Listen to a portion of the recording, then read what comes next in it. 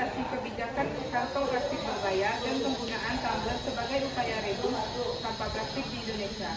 Dengan anggota kelompok saya sendiri, Zora Atia, dan rekan saya, Indah Ramadanis dengan NIM 251041000. Saya Arifia Khairunisa dengan NIM 25109420001. Saya Kaila Ashifa dengan NIM 25109410005.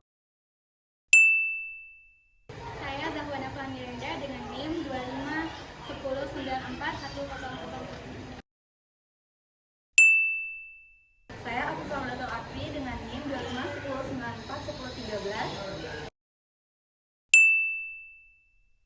Saya Siti Amalia dengan NIM 251094010. Saya Aprinalia Pratiwi dengan NIM 251094114. Saya Muhammad Gawat dengan NIM 2510941008. Saya Adila Ramadhani dengan NIM 2510941. Saya Salsabila Luciati dengan NIM 251094112. Baik, di sini saya akan menjelaskan mengenai latar belakang dari studi kasus yang kelompok kami ambil, di mana permasalahan sampah di lingkungan kita, terutama di Indonesia, telah menjadi isu yang mendesak. Berdasarkan data dari Kementerian Lingkungan Hidup dan Kehutanan, Indonesia merupakan salah satu penyumbang sampah terbesar, terutama sampah plastik yang sulit terurai. Untuk mengatasi masalah ini, pemerintah mengeluarkan kebijakan pada tahun 2016 mengenai penggunaan tumbler dan plastik berbayar di berbagai instansi publik. Kebijakan ini bertujuan untuk mengubah perilaku konsumsi masyarakat agar mereka lebih bertanggung jawab dengan menekan penggunaan sampah plastik sekali pakai. Sementara itu, pada penggunaan tumbler yang dipromosikan di berbagai daerah dan komunitas, misalnya pada program Bawa Tumblermu, baik itu di sekolah, di kantor, maupun di tempat umum. Yang mana hal ini merupakan langkah konkret yang dapat mengurangi timbulan sampah. Dari dua kebijakan ini merupakan bentuk nyata dari penerapan prinsip reduce, yaitu mengurangi sumber sampah sejak dari perilaku konsumsi. Landasan teori. Studi ini didasarkan pada pengolahan sampah berkelanjutan dan konsep 3R. Yang pertama ada reduce, yaitu mengurangi produksi sampah dari sumbernya, seperti mengurangi pemakaian barang sekali pakai dan berpindah ke barang yang lebih tahan lama. Yang kedua reuse, memakai barang kembali yang sudah dipakai. Yang ketiga ada recycle, mendaur ulang barang bekas menjadi barang berguna dan bermanfaat, seperti sampah plastik yang dijadikan sebagai pot bunga atau tas. Nah, selanjutnya, pentingnya kesadaran masyarakat terhadap peduli lingkungan dari kesadaran kecil memilah sampah sendiri di rumah dan membawa kantong plastik. Kemudian, pentingnya kerjasama antara masyarakat, pemerintah, dan swasta agar terciptanya ekonomi sirkular. Yang ketiga yaitu metode studi kasus. Metode studi kasus yang digunakan adalah pendekatan deskriptif kualitatif, yaitu penelitian yang berfokus pada pemahaman mendalam terhadap suatu peristiwa ataupun fenomena tertentu, bukan berdasarkan angka ataupun data statistik. Langkah yang dilakukan dalam metode ini adalah pengamatan dari berbagai sumber yang relevan, seperti artikel resmi dari DISLHK Bandung tahun 2024 dan juga laporan DLHK Yogyakarta tahun 2019 yang membahas tentang kebijakan pengurangan plastik. Analisis kebijakan meninjau efektivitas penggunaan kantong plastik berbayar dan juga penggunaan tumbler dalam mengurangi kantong sampah plastik. Yang kedua adalah evaluasi dampak sosial dan lingkungan, mengkaji perubahan perilaku masyarakat, partisipasi publik, serta pengaruh kebijakan terhadap pengelolaan sampah nasional. Kebijakan kantong plastik berbayar terbukti menurunkan penggunaan kantong plastik hingga 60%, di mana setelah diterapkan pada tahun 2016, masyarakat mulai sadar akan dampak penggunaan kantong plastik terhadap lingkungan. Mereka pun mulai mengganti penggunaan kantong plastik dengan tas belanja kain ataupun menggunakan wadah sendiri. Namun, kebijakan itu masih mengalami beberapa tantangan. Yang pertama, lemahnya pengawasan. Yang kedua, tidak seragamnya penerapan itu di berbagai daerah. Serta yang ketiga, kurangnya edukasi publik yang konsisten.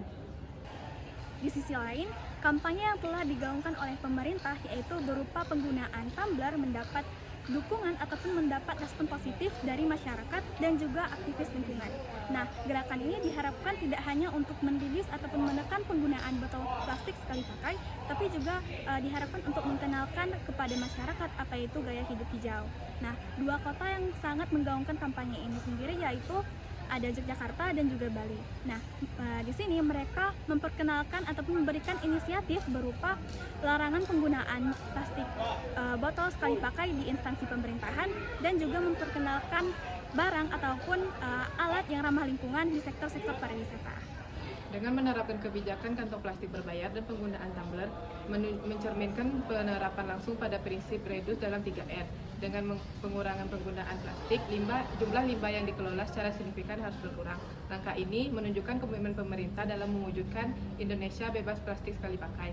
Hal ini juga dapat memperkuat citra nasional sebagai negara menuju pembangunan berkelanjutan. Baiklah, saya akan melanjutkan penjelasan di materi ini. Jadi, dari hasil analisa, kita bisa melihat bahwa dari banyaknya program yang pemerintah sudah buat, seperti plastik berbayar dan penggunaan tumbler, nah, faktor yang paling menentukan keberhasilannya adalah perilaku masyarakat itu sendiri. Masih banyak masyarakat Indonesia yang menggunakan plastik karena alasan kepraktisan, mudah ditemukan, dan murah. Nah, ini yang menjadi tantangan utama. Karena kalau pola perilaku masyarakat tidak dirubah, maka kebijakan apapun yang diterapkan pemerintah tidak akan pernah bertahan lama. Lalu, pengurangan sampah plastik nggak bisa dengan aturan aja, tetapi kita harus berikan edukasi juga agar masyarakat tahu apa dampaknya. Lalu kita berikan regulasi yang tegas supaya tetap ada pengawasan dan kepastian, dan juga kita berikan insentif ekonomi. Contohnya aja kita berikan potongan harga atau diskon bagi pengguna tumbler atau tas kain. Pemerintah tidak bisa berjalan sendirian. Sektor usaha juga harus ikut menyediakan alternatif ramah lingkungan dan masyarakat juga harus ikut berpartisipasi aktif. Jika kolaborasi ini dijaga, maka kegiatan redus ini bisa menjadi budaya hidup bangsa kita, nggak cuma jadi tren sesaat aja. Nah, hal ini juga sejalan dengan kebijakan yang pernah diterapkan di Yogyakarta dan kebijakan nasional. Penggunaan program plastik berbayar ini juga berhasil menurunkan penggunaan plastik sebesar 60%, tetapi tetap banyak masyarakat yang menggunakan plastik karena alasan kepraktisan. Nah, hal ini juga sama dengan kebijakan penggunaan tumbler. Di awal kebijakannya memang banyak yang menggunakan tumbler tetapi tidak konsisten. Ini juga menunjukkan bahwa perubahan perilaku ini merupakan pekerjaan besar bagi kita semua. Intinya, pengurangan sampah plastik ini bukan cuma soal aturan aja, tapi kesadaran. Kalau kesadaran masyarakat itu tinggi, kebijakan seperti plastik berbayar dan penggunaan tumbler ini akan benar-benar memberikan dampak nyata. Penerapan kebijakan kantong plastik berbayar dan promosi penggunaan tumbler merupakan langkah strategis untuk mengurangi sampah plastik di Indonesia. Kedua program tersebut berhasil menumbuhkan kesadaran masyarakat untuk mengurangi sampah plastik dan memperkuat gerakan lingkungan yang berorientasi pada prinsip reduce. Meskipun hasilnya belum sepenuhnya optimal, namun kebijakan ini menunjukkan bahwa pengurangan sampah dari sumbernya jauh lebih efektif daripada penanganan di akhir rantai limbah. Pada studi kasus ini, ada beberapa saran yang dapat dilakukan oleh pemerintah, masyarakat, dan juga dunia usaha. Yang pertama, peran pemerintah. Pemerintah diharapkan untuk memperkuat aturan penggunaan kantong plastik berbayar di berbagai daerah. Selain itu, pemerintah diharapkan memberikan sanksi yang jelas agar kebijakan ini berjalan dengan efektif. Yang kedua, peran masyarakat. Peran masyarakat dalam hal ini yaitu diharapkan untuk peduli terhadap lingkungan, seperti membawa tas belanja dari rumah, menggunakan tumbler, dan lain sebagainya. Hal ini merupakan bentuk kontribusi nyata dalam hal menjaga kelestarian lingkungan. Yang ketiga yaitu dunia usaha.